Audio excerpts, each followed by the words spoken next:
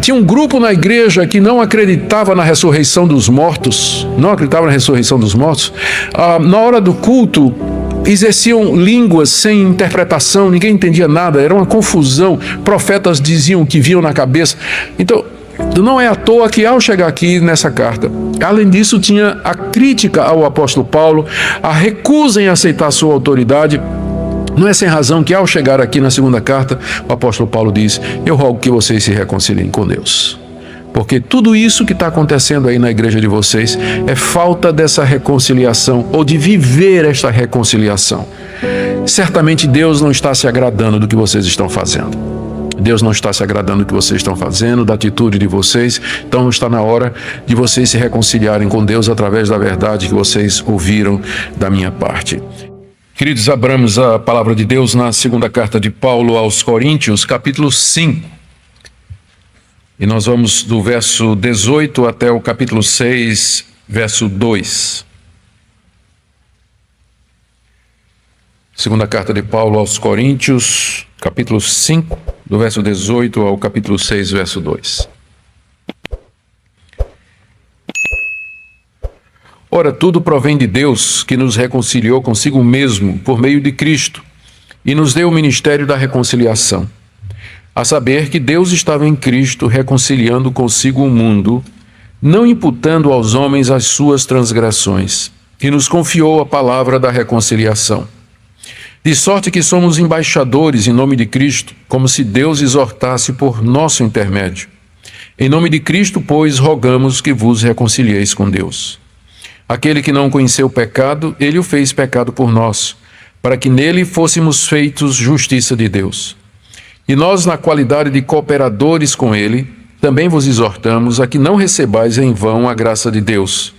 Porque ele diz: eu te ouvi no tempo da oportunidade e te socorri no dia da salvação. Eis agora o tempo sobremodo oportuno, eis agora o dia da salvação. Até aqui, queridos, a leitura da Escritura. Nós vamos orar mais uma vez, dessa feita, pedindo a direção de Deus para a compreensão da sua palavra. Senhor, estamos diante das palavras que Teu Espírito Santo inspirou o apóstolo Paulo a escrever aos crentes de Corinto há tanto tempo atrás. E nós sabemos que estas palavras são verdadeiras, elas são vida, elas são eternas.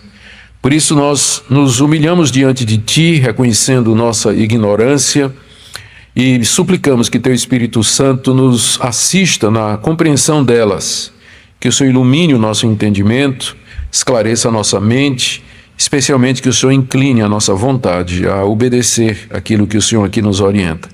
Tu conheces a necessidade de cada pessoa aqui, de que a Tua palavra atenda a cada uma delas. Pedimos em nome de Jesus. Amém. Queridos, na passagem anterior, conforme nós vimos, o apóstolo Paulo expôs 3 motivações que o levavam a ministrar a palavra de Deus. Ele fez isso diante da perplexidade dos seus leitores e também da crítica dos seus acusadores, de que ele era uma pessoa que sofria muito ou era muito rejeitada e assim mesmo ele continuava naquela missão sem parar de anunciar Cristo em todo lugar, em que pese todas as dores e sofrimentos que ele enfrentava, desde perseguições físicas até a incredulidade e a rejeição da parte dos judeus, o seu próprio povo. Paulo diz que há 3 coisas que o dirigiam naquele ministério. Primeiro, ele era movido pelo temor que se deve ao Senhor. Segundo, ele era constrangido pelo amor de Cristo. E terceiro, ele conhecia Cristo e o mundo agora a partir da nova criação. Ele havia sido mudado por Deus e agora ele passava a enxergar o mundo de uma outra perspectiva. Essas 3 coisas, o temor que se deve ao Senhor, o constrangimento do amor de Cristo e o ser uma nova criatura, essas eram as motivações que estavam por detrás do apóstolo Paulo e que explicavam por que é que ele continuava a pregar e a ensinar em meio a tantas dificuldades e oposições. Agora, com base nessas motivações, Paulo faz 3 apelos aos coríntios. 3 apelos aos coríntios. O que está por detrás desses 3 apelos é aquela situação tensa que existia entre Paulo e a igreja, sobre a qual nós já temos falado demoradamente, e que tinha se agravado pela presença e a propaganda de falsos profetas lá na cidade, que criticavam o apóstolo Paulo, diminuíam a sua autoridade, questionavam os seus motivos e falavam mal dele e assim por diante. Então, depois de explicar o porquê das coisas, o porquê que ele era um ministro do Evangelho, Paulo pede 3 coisas aos coríntios. Primeiro, que eles se reconciliem com Deus. Isso é o que veremos hoje, está aí do verso 18 até o capítulo 6, verso 2. Segundo, Paulo pede que eles o recebam a ele, Paulo, em seus corações, da mesma forma que Paulo já os havia recebido em seu próprio coração. Aí, capítulo 6, do verso 3 até o verso 13. E o último apelo é para que eles rejeitem os falsos mestres que estavam presentes na igreja. Capítulo 6, verso 14, até capítulo 7, verso 1. Então, são 3 apelos. Hoje nós veremos apenas o primeiro deles, para que os coríntios se reconciliem com Deus. É claro que, ao fazer esse apelo, o apóstolo Paulo estava percebendo que a situação dos coríntios diante de Deus não estava correta, e que era preciso que eles estivessem em paz com Deus e que não houvesse qualquer hostilidade no relacionamento entre Deus e eles. Muito bem, vamos então ver a partir do verso 18. Nesse versículo, Paulo fala de como ele recebeu de Deus o que ele chama de ministério da reconciliação. Ora, tudo provém de Deus, que nos reconciliou consigo mesmo por meio de Cristo e nos deu o ministério da reconciliação. Tudo isso que Paulo tinha falado antes, especialmente o que ele disse no verso 17, que se alguém está em Cristo é uma nova criatura, as coisas antigas passaram, eis que se fizeram novas. Paulo diz que tudo isso provém de Deus. Ou seja, é da parte de Deus que essas coisas são feitas. O passamento das coisas antigas e a chegada do novo é a ação de Deus, não é fruto de Paulo ou de qualquer pessoa, mas é o resultado do plano eterno que Deus concebeu antes da fundação do mundo, de reconciliar consigo um povo e fazer desse povo a sua igreja. Então, tudo isso provém de Deus. E esse Deus, Paulo diz, foi quem me reconciliou com ele. Eu ainda estou no verso 18. Deus que nos reconciliou consigo mesmo. Ou seja, agora Paulo, ele está usando o plural porque ele está falando como ministro do Evangelho, como pregador da palavra. E ele sabe que não só tem ele, tem outros. Ele mesmo está associado a Timóteo e a Silas no ministério aos coríntios. Então, foi o próprio Deus quem nos reconciliou. Ele, Paulo, Timóteo, Silas, os pregadores em geral e os cristãos, sem dúvida nenhuma, estão incluídos aqui, os cristãos em geral. E Paulo aqui, eu penso, ele ao falar disso, né, Deus me reconciliou consigo mesmo, ele deve ter em mente aquela experiência no caminho de Damasco, quando ele era um inimigo. Quais foram as palavras de Jesus para Saulo no caminho de Damasco? Por que me persegues? Então a atitude de Saulo com relação a Deus a Cristo era de hostilidade, era de perseguição, mas agora Deus o reconciliou. Deus fez as pazes, a iniciativa é de Deus, nota aqui, isso aqui é muito claro, é Deus quem nos reconcilia, a iniciativa não é nossa, não é nossa, não somos nós que procuramos a Deus para nos reconciliar, é Deus quem nos busca e nos reconcilia com Ele, é Ele que faz isso. Foi isso que Deus fez com o inimigo, que era Saulo de Tarso, no caminho de Damasco. E não só isso, não somente esse Deus de quem tudo vem reconciliou Paulo consigo mesmo, mas entregou a Paulo o que ele chama aqui de o ministério da reconciliação.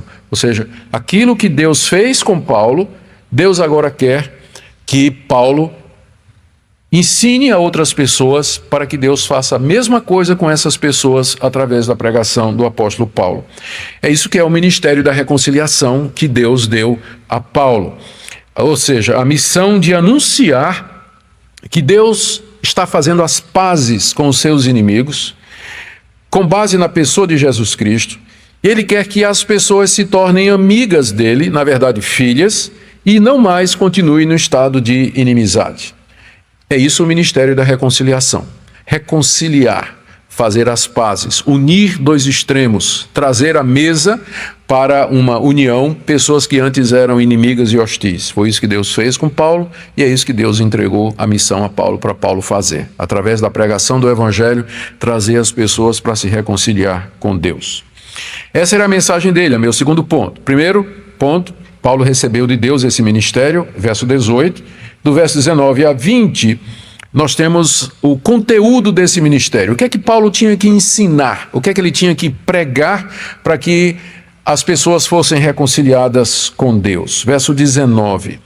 A saber, o a saber aí está dando a explicação do verso 18, né? Ele disse, Deus me deu o ministério da reconciliação.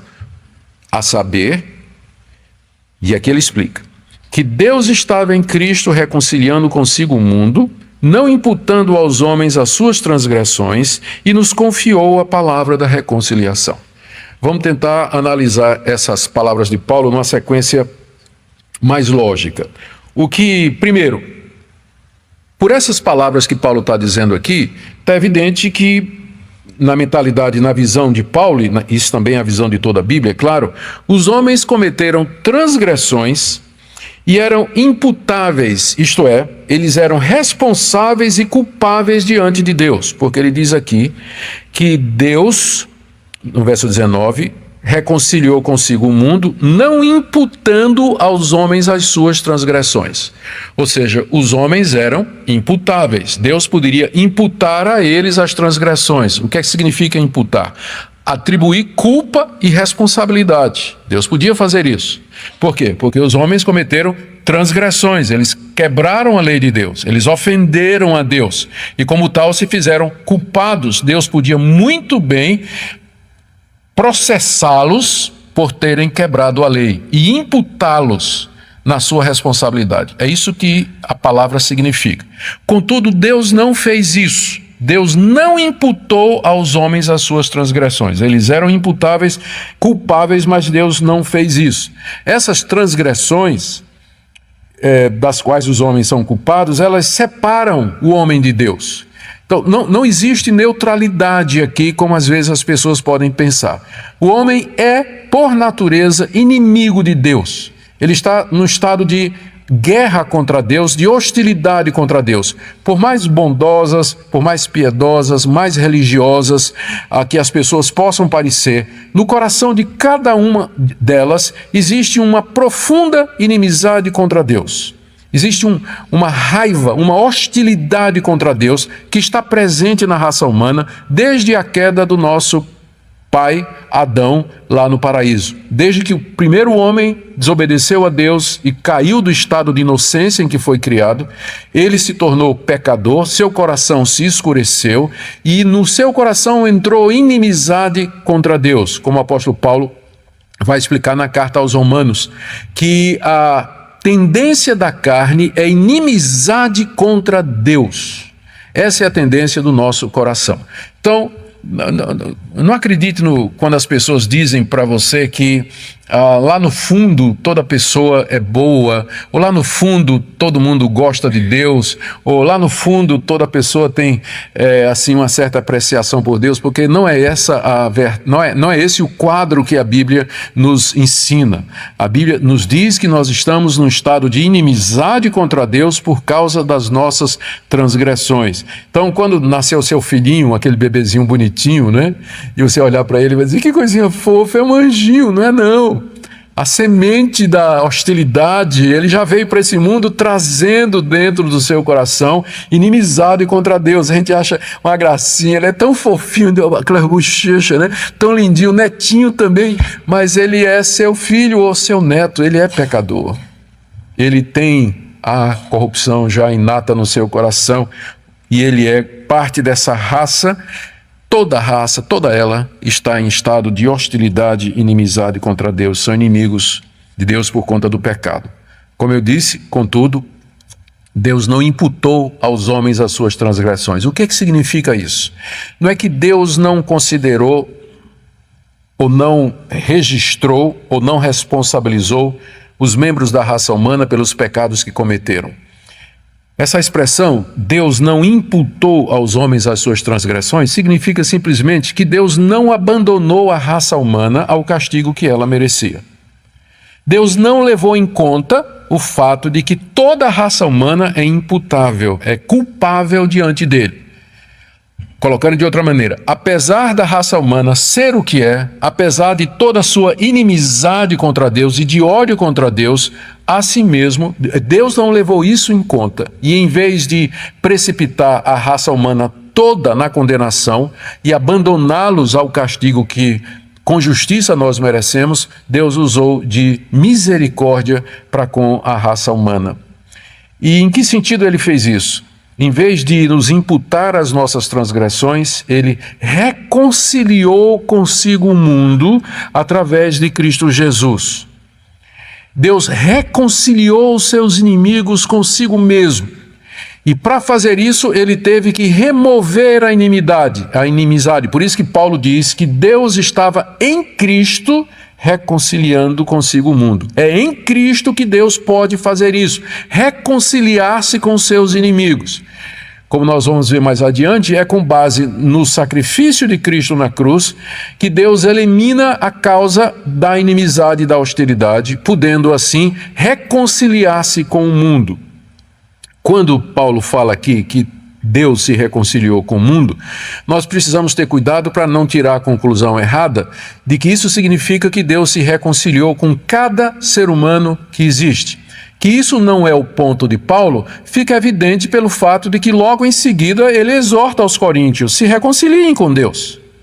Então, se fosse uma reconciliação universal, automática, qual a necessidade de Paulo receber o ministério da reconciliação, sair para pregar o evangelho e exortar as pessoas a que se reconciliassem com Deus?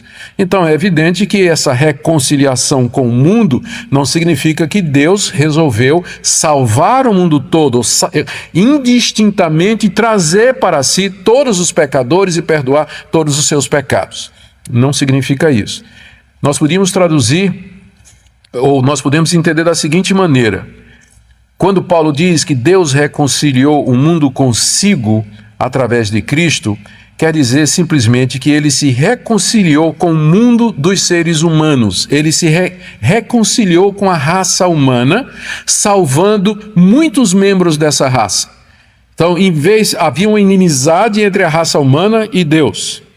Essa inimizade foi tirada e Deus se reconcilia com a raça humana, com o mundo dos seres humanos, salvando alguns deles da condenação que todos eles mereciam. É nesse sentido que Deus se reconcilia com o mundo das pessoas, o mundo dos seres humanos, fazendo a paz, salvando e redimindo alguns deles, que não são poucos, mas são muitos também. Aqui eu chamei a atenção de vocês, isso aqui tem que ser bem destrinchado porque é a base do que Paulo vai dizer mais adiante. Eu chamei a atenção para vocês de que Paulo diz aqui, no verso 19, que Deus estava em Cristo reconciliando consigo o mundo. Isso aqui é de uma importância, eu não sei como destacar. Significa que Deus estava em Cristo quando Cristo morreu e Cristo ressuscitou. Ou seja, aquilo que aconteceu com Jesus Cristo não foram meros fatos históricos. Jesus de fato existiu, nós temos provas abundantes disso. Ele era daquela região da Galileia, ele era considerado um profeta pelos judeus, ele de fato foi denunciado pelas autoridades judaicas como sendo um agitador político, ele foi julgado por Pôncio Pilatos, foi entregue para ser crucificado, de fato ele foi crucificado, ele foi morto. Então estes são fatos históricos. Se Jesus de Nazaré fosse um homem como você e como eu, uma pessoa como você e como eu, então esses seriam meros fatos históricos. Mas porque Deus estava em Cristo, esses fatos têm um significado redentor, salvador, escatológico, cósmico. Deus estava em Cristo reconciliando consigo o mundo através da sua morte e da sua ressurreição. Se Deus não estivesse em Cristo, ou seja, se Cristo não fosse Deus, se Jesus não fosse divino, A sua morte seria apenas mais uma execução feita pelos soldados romanos de uma lista de centenas que eram feitas naquela época. Mas porque Deus estava em Cristo, a morte dele tem um significado que ultrapassa a história. É um fato histórico, sim, mas tem um significado que ultrapassa a história. É com base na morte de Cristo que Deus agora pode reconciliar o mundo consigo. Porque era Deus que estava em Cristo, não era um mero homem que estava morrendo. Esse ponto é talvez o ponto mais importante aqui dessa passagem. Depois de dizer isso, que Deus fez, reconciliou o mundo em Cristo Jesus, Paulo então diz que ele confiou aos reconciliados o ministério da reconciliação. Estou no final do verso 20, final do verso 19. O verso diz que Deus estava em Cristo reconciliando consigo o mundo, não imputando aos homens as suas transgressões. E aí vem, e Deus, depois disso, nos confiou a palavra da reconciliação. Confiar significa entregar uma coisa preciosa e de valor a alguém em quem você tem confiança.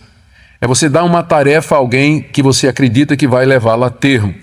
E é isso que Paulo está dizendo aqui. Deus lhe confiou esse ministério da reconciliação. Não é que Paulo vai reconciliar as pessoas com Deus, mas ele vai anunciar o que Deus fez em Cristo Jesus, e através da pregação disso, crendo nisso, as pessoas então se reconciliam com Deus. É através desse ministério e do ensino da palavra que Deus vai chamar as pessoas para se reconciliarem com Ele. Veja que ele diz aqui no final do verso 19, que Ele nos confiou, e agora ele não diz mais o ministério da reconciliação, mas Ele nos confiou a palavra da reconciliação, com isso dizendo de que maneira Deus vai reconciliar-se com os homens, através da palavra, através da pregação do Evangelho, do ensino do Evangelho, ouvindo a palavra da reconciliação, ouvindo a respeito do amor de Deus, ouvindo a respeito da culpa e das transgressões e crendo em Jesus Cristo, as pessoas assim chamadas pelo Evangelho vão chegar a Deus arrependidas de seus pecados e crer no Senhor Jesus, e com isso então elas serão reconciliadas com Deus. Paulo, portanto, agora no verso 20, ele se considera um embaixador dessa palavra. Verso 20. De sorte que somos embaixadores em nome de Cristo, como se Deus exortasse por nosso intermédio. Em nome de Cristo, pois, vos rogamos que vos reconcilieis com Deus. Aqui nós temos o apelo de Paulo, que vai aí do final do verso 20 até o capítulo 6, verso 3. Primeiro ele lançou a base toda. Deus se reconciliou com o mundo mediante a obra de Cristo, porque Deus estava em Cristo, portanto, aqueles fatos que aconteceram, eles têm um sentido e um poder salvador. Deus entregou esse ministério da reconciliação ao apóstolo Paulo, pela pregação da palavra, e agora é isso que ele vai fazer. Ele então se dirige agora aos coríntios, e fala agora como embaixador, verso 20, somos embaixadores em nome de Cristo, como se Deus exortasse por nosso intermédio. Já pensaram na responsabilidade do ministério pastoral? Embaixador em nome de Cristo, como se Deus estivesse exortando através do pregador. Isso é tão sério que os puritanos, quando eles elaboraram os documentos que hoje consistem na declaração de fé, ou na confissão de fé de Westminster e os catecismos, ao falarem da pregação da palavra, eles dizem que se o pregador do Evangelho ele é fiel às Escrituras, é como se o próprio Cristo estivesse falando através dele. Se ele está ensinando a palavra de Deus fielmente, é como se o próprio Cristo estivesse falando através dele. Por isso, então, eles falam a necessidade de ouvir a palavra de Deus e obedecer a palavra de Deus ensinada, se ela estiver de acordo com a revelação escrita. É claro que a autoridade do pastor e do pregador só pode estar aqui. Pregadores que tentam impor sua autoridade porque é pastor, porque é bispo, porque é apóstolo, porque teve uma visão, porque teve uma revelação, porque é o fundador da igreja, isso não dá autoridade a ninguém. A única autoridade que o pregador da palavra tem é a própria palavra. Enquanto ele está expondo a palavra de Deus, é como se Deus exortasse por intermédio dele, como Paulo diz aqui. É como se Deus estivesse falando através do próprio apóstolo Paulo. E aí então ele faz o apelo no final do verso 20. Em nome de Cristo, pois, rogamos que vos reconcilieis com Deus. Agora Paulo está pronto para chegar para a igreja e dizer, à luz de tudo isso, vocês agora estão entendendo, eu sou um ministro do Evangelho, recebi de Deus a palavra da reconciliação, eu já fui reconciliado, essa reconciliação é com base na obra de Cristo, então, Coríntios, eu digo para vocês, se reconciliem com Deus.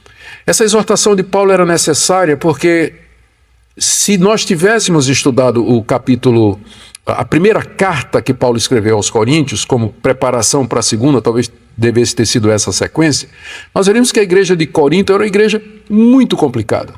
Era uma igreja que estava dividida, tinha 4 partidos dentro da igreja, eu sou de Paulo, eu sou de Apolo, eu sou de Pedro e eu sou de Cristo.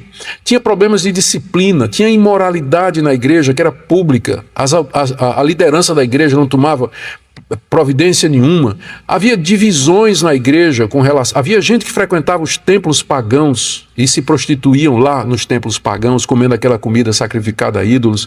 A igreja estava dividida com relações como comer carne sacrificada aos ídolos, sim ou não, ficar solteiro ou casado, o que é mais espiritual. Na hora do culto era uma bagunça, o pessoal ficava bêbado de tanto tomar suco de uva, né? Ficava bêbado lá de tanto tomar suco de uva. A ceia era feita durante uma festa, né? Que era chamada festa do ágape, um costume que se perdeu a partir do século II.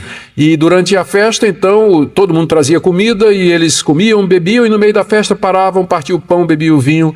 E só que aí gente comia na frente, gente se embriagava, e na hora da ceia não tinha mais condição, não tinha mais mentalidade, já tinha tido briga, discussão, gente com fome, gente com raiva do outro porque comeu na frente.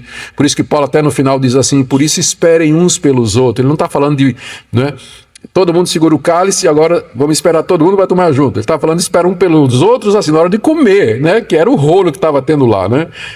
Então, devia esperar uns pelos outros nesse sentido. A ceia era um problema, as mulheres queriam tirar o véu, que na época era mandatório, porque naquela cultura o sinal de submissão da mulher era o véu. As mulheres, o movimento feminista começou lá na SAF, né, da primeira igreja presbiteriana de Corinto.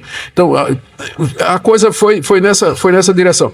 Tinha um grupo na igreja que não acreditava na ressurreição dos mortos, na hora do culto exerciam línguas sem interpretação, ninguém entendia nada, era uma confusão, profetas diziam o que viam na cabeça. Então, não é à toa que ao chegar aqui nessa carta, além disso tinha a crítica ao apóstolo Paulo, a recusa em aceitar a sua autoridade. Não é sem razão que ao chegar aqui na segunda carta, o apóstolo Paulo diz, eu rogo que vocês se reconciliem com Deus. Porque tudo isso que está acontecendo aí na igreja de vocês é falta dessa reconciliação, ou de viver esta reconciliação. Certamente Deus não está se agradando do que vocês estão fazendo. Deus não está se agradando do que vocês estão fazendo, da atitude de vocês. Então está na hora de vocês se reconciliarem com Deus através da verdade que vocês ouviram da minha parte. E aí no verso 21, Paulo diz qual é a base dessa reconciliação. Aqui ele está explicando aquilo que eu já adiantei. Como é que Deus pode reconciliar? Esse verso 21, ele é um verso essencial para uma das doutrinas mais caras e queridas para nós dentro da teologia reformada, que é a doutrina da imputação. Verso 21, aquele que não conheceu o pecado, ele o fez pecado por nós, para que nele fôssemos feitos justiça de Deus. O que Paulo está dizendo aqui é que Deus tomou a Jesus, que não tinha pecado, que não conheceu o pecado. Jesus não conheceu o pecado. Em que sentido? Não é que ele não soubesse o que era pecado, mas no sentido de que ele nunca praticou, ele nunca experimentou o pecado. Ele nunca cometeu um ato pecaminoso. Jesus não era pecador. Ele era puro e perfeito. nascido do ventre da Virgem Maria, gerado pelo poder do Espírito Santo, sem a corrupção da natureza adâmica, preservado de herdar como homem a corrupção da natureza adâmica.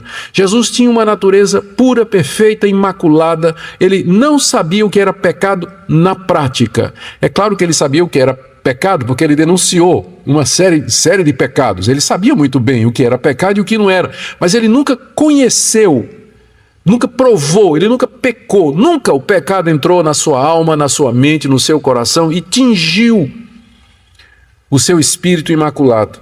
Entretanto, Deus o fez pecado. Deus o tomou e o tratou como um pecador. Levou-o à cruz e ali o castigou severamente, como se ele fosse pecador. Na verdade, como se ele fosse o representante de todos os pecadores. E ali na cruz, feito pecador pelo próprio Pai, o Pai o trata como tal, Cristo recebe o castigo que era nosso. Ele experimenta em si as consequências dos nossos atos e das nossas transgressões. Aquela inimizade que nós nos referimos anteriormente, causada pelas transgressões, ela é ali castigada por Deus naquele que representava pecadores. Deus, aquele que não conheceu o pecado, Deus o fez pecado por nós. A chave está nessa expressão aí, por nós, em nosso lugar. Deus o tratou como um pecador em nosso lugar. Como Paulo já tinha dito, Deus não nos imputou as nossas transgressões. O que é que ele fez com as nossas transgressões? Ele imputou essas transgressões em Cristo. Todas as nossas transgressões foram imputadas a ele. E Deus o trata como tal. E na cruz do Calvário, Cristo experimenta a ira de Deus. Bebe até a última gota o cálice da ira de Deus. Ele recebeu o castigo que nós merecíamos. E em troca, veja aí o final do verso 21, Paulo diz, para que nele fôssemos feitos justiça de Deus. Da mesma forma, agora, da mesma forma que Deus imputou a Cristo o nosso pecado e a nossa transgressão e tratou Cristo como um pecador, fazendo-o perecer horrivelmente na cruz, Deus agora nos imputa a justiça de Cristo. Em vez de nos tratar como pecadores, ele nos trata como se fôssemos o seu próprio filho, sem pecado. Por isso que Paulo afirma, lá na carta aos Romanos, não há mais nenhuma condenação para quem está em Cristo Jesus.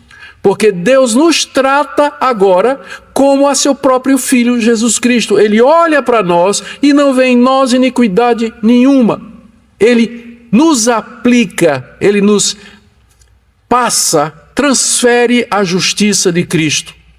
Essa é a doutrina que nós chamamos da doutrina da imputação e que é a base da nossa salvação. Deus imputou nosso pecado a Cristo e o tratou como pecador. E Deus toma a justiça de Cristo e imputa a nós e nos trata como justos. Não é que somos justos na prática, de verdade. A nossa justiça, ela é a justiça que vem de Deus mediante Jesus Cristo pela imputação.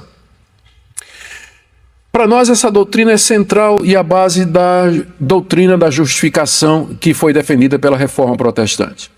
Apenas à guisa de informação, você vai encontrar hoje teólogos bíblicos de renome que vão desacreditar a doutrina da imputação. O mais conhecido deles é N.T. Wright.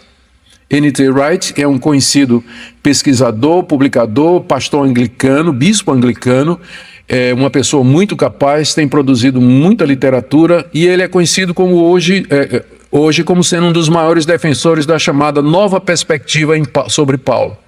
Essa nova perspectiva procura mostrar que Paulo não operava com esses termos de imputação, porque esses são termos legais tirados do sistema jurídico legal do Império Romano, a linguagem romana daquela época, a ideia de imputação.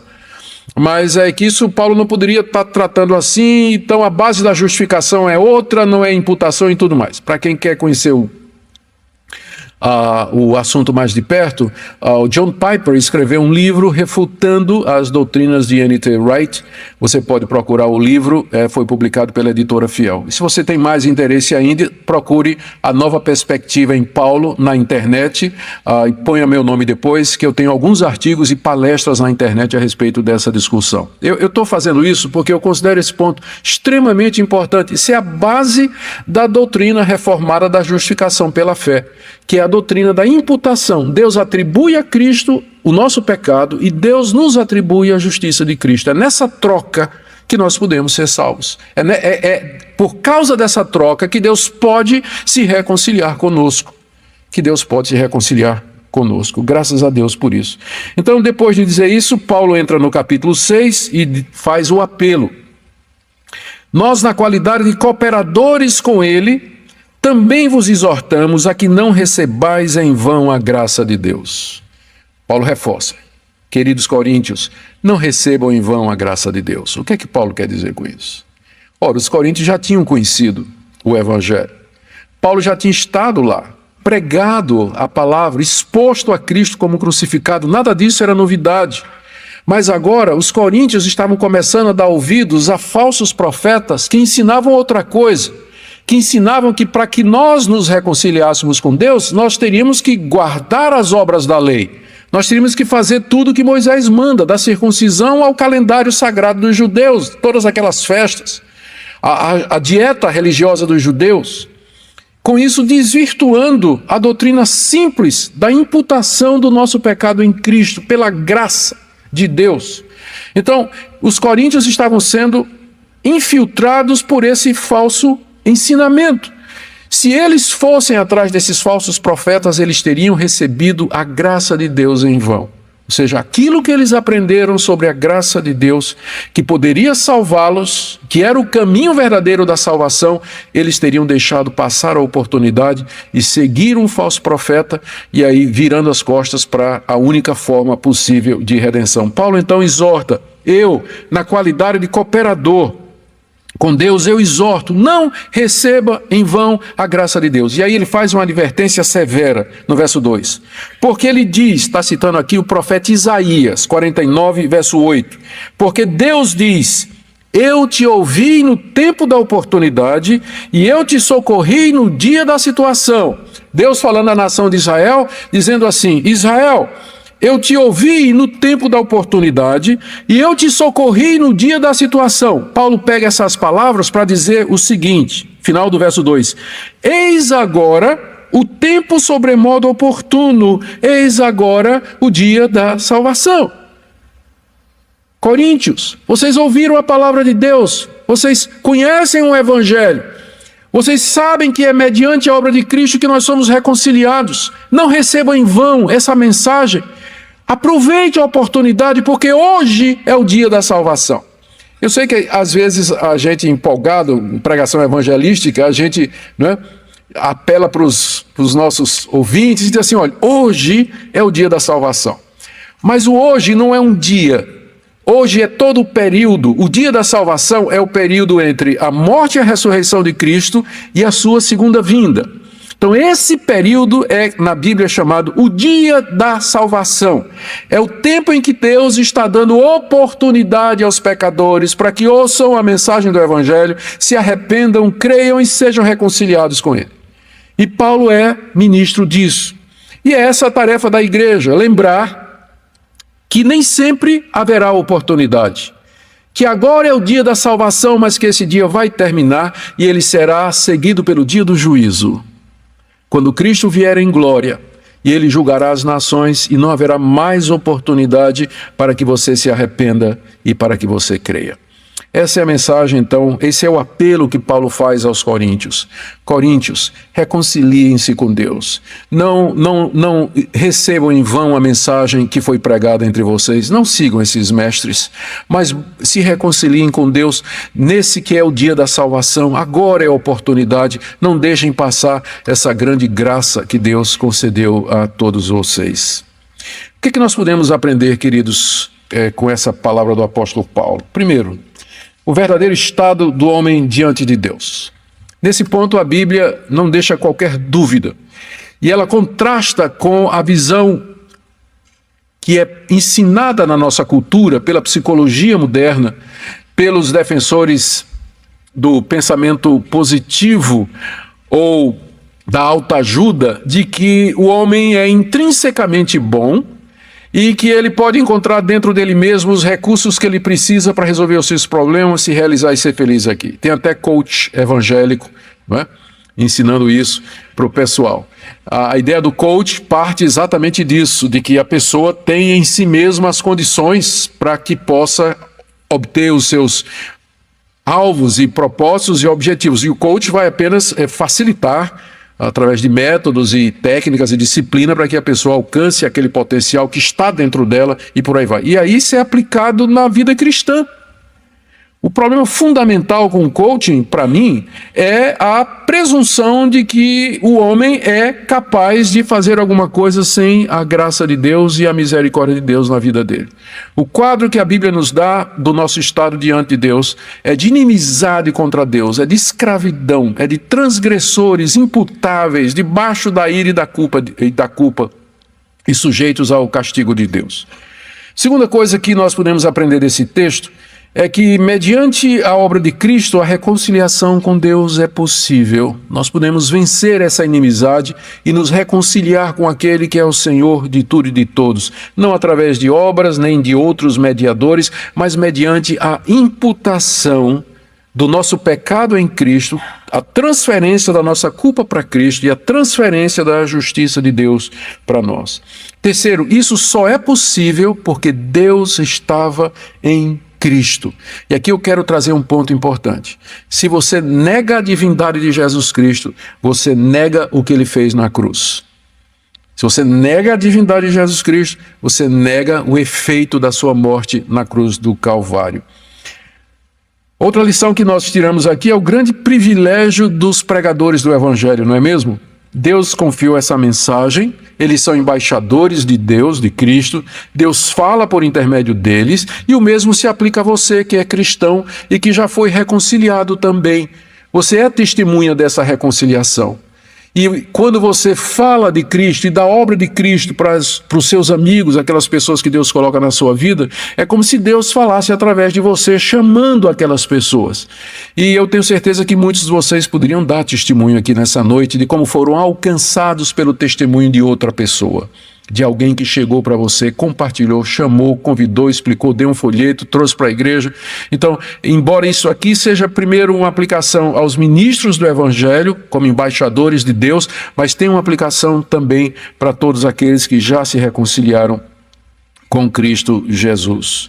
E por último, essa mensagem da reconciliação, ela deve ser feita como quase com um rogo. Veja como Paulo diz aqui, ele diz no verso 20, em nome de Jesus Cristo, pois rogamos que vos reconcilieis com Deus. Um rogo é um pedido feito de maneira súplice, humilde e fervorosa e intensa.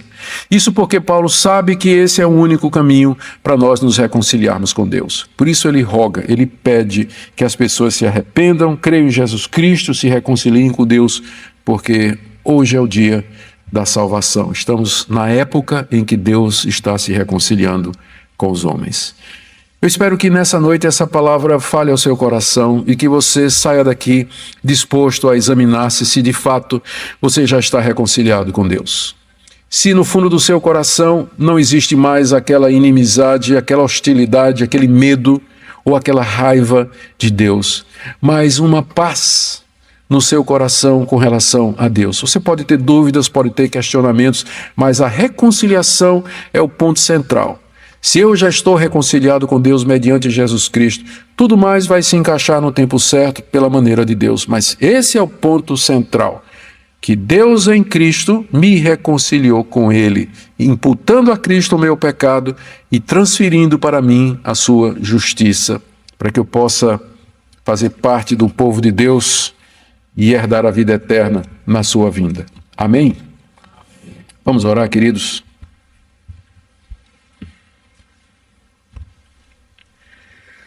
Ó Deus, que evangelho maravilhoso, te damos graças pela obra perfeita do teu Filho, porque ele quis sofrer e voluntariamente se ofereceu para ser tratado como um pecador em nosso lugar.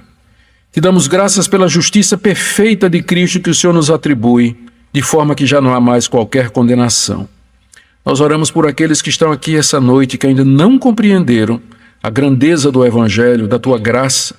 Nós pedimos que Tua palavra seja usada como instrumento de reconciliação nessa noite. Se há alguém vivendo em pecado, em aberta desobediência aos Teus mandamentos, com o coração preso nas coisas desse mundo, nós pedimos que nessa noite haja libertação. Teu Espírito Santo aplique essa palavra a cada pessoa aqui, em nome de Jesus. Amém.